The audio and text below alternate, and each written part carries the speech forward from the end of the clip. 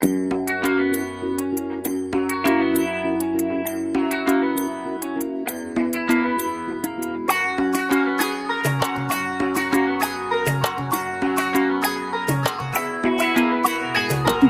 বাজা কাসর বাজা উলু দে আর শাখ বাজা, বছর পরে আবার এলো মাঝে।